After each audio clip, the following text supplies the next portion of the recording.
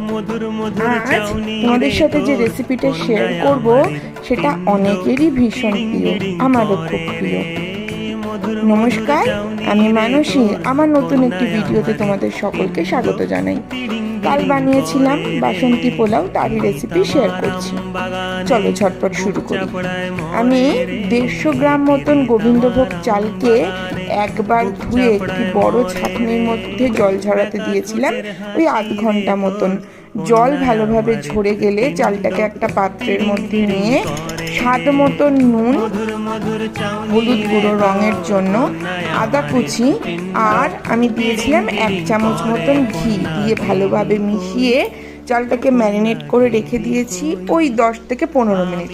এইবার কড়াই গরম করে তার মধ্যে পরিমাণ মতন ঘি দিয়ে কাজু আর কিশমিশগুলো ভেজে তুলে নিয়েছি। কাজু আর কিশমিশগুলো যেন পুড়ে না যায়। হ্যাঁ, এইবার ওই যে ঘিটা কড়াইয়ের মধ্যে রইল, ওই ঘিয়ের মধ্যে ফোড়ন দিয়েছি এলাচ, দারচিনি, তেজপাতা। আমি লবঙ্গ দিতে ভুলে গেছিলাম, তোমরা কিন্তু অবশ্যই কয়েকটা লবঙ্গ দিও।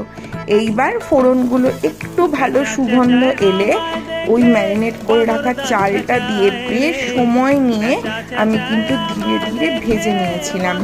তো আমি ইন্ডাকশানে করেছি, আর তোমরা যদি গ্যাসে করো এই সময়টা কিন্তু গ্যাসের ফ্লেমটা মিডিয়াম টু লোতে রাখবে। হ্যাঁ, এবার ভালোভাবে চালটাকে বেশ অনেকক্ষণ সময় নিয়ে ভেজে নেওয়ার পর চালটা থেকে যখন খুব সুন্দর একটা গন্ধ আসবে তখন আমি এর মধ্যে দিয়ে দিয়েছি গরম জল। আর যে গরম জলটা দিয়েছি আমি ওর মধ্যে লবঙ্গগুলো দিয়ে দিয়েছিলাম। এইবার ভালোভাবে নাড়িয়ে চাড়িয়ে এইবার ঢাকা বন্ধ করে দিতে হবে। তোমরা যদি এই রকম কোনো কড়াইতে করো আর কড়াইয়ের ঢাকনাটার মুখটা যদি এই রকম থাকে, ওইখানে কিছু দিয়ে আটকে দিও। আমি একটা লবঙ্গ দিয়ে আটকে দিয়েছি।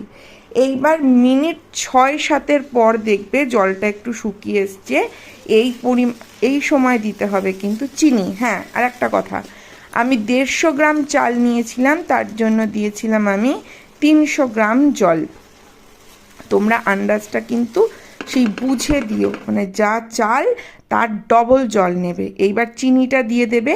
চিনিটা একটু, আমি ওই 150 গ্রাম মতন চিনি নিয়েছিলাম, ওই 6 থেকে 7 চামচ। এইবার দিয়ে চিনিটা দিয়ে কাজু বাদাম কিশমিশ দিয়ে ঢেকে দেবে। ওই আর 2-3 মিনিট রান্না করলেই দেখবে জলটা খুব সুন্দর শুকিয়ে পোলাও ঝরঝরা হয়ে যাবে। আর তার সাথে একটা চিকেন কষা বানিয়েছিলাম। চিকেন কষা রেসিপিটা আজকে আর দেখালাম না, পোলাওটাই দেখালাম। সবাই ভালো থেকো, সুস্থ থেকো, আর আমাকে